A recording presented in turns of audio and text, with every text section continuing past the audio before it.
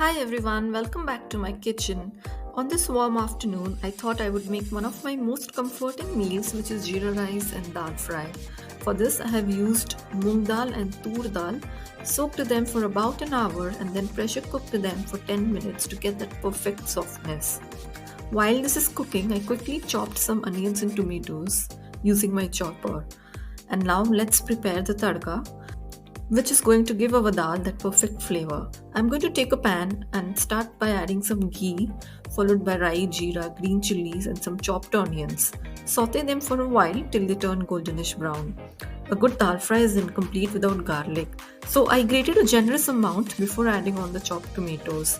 Now stir it well so that all flavors come together beautifully. Time to give it some more taste and smell. I will add all of our favorite Indian masalas like lal mirchi powder, haldi and dhania powder. Mix it well and just taking a moment to enjoy that incredible aroma while it cooks. Add some salt to taste. Put the lid on and keep it aside as the tadka is now ready. It's time to focus on our dal. Looks like it has cooked really well. Mash it with a masher to get that smooth creamy texture.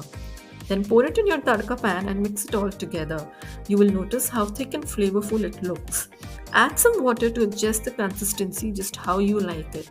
And now for the finishing touch, garnish it with coriander leaves and kasuri methi, which is my personal favorite. Our dal fry is now ready to serve.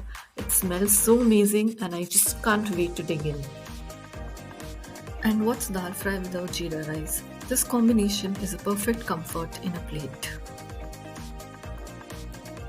I hope you enjoy this comforting meal like I did and see you in my next video. Thank you for watching and don't forget to like, share and subscribe to my channel. Bye bye.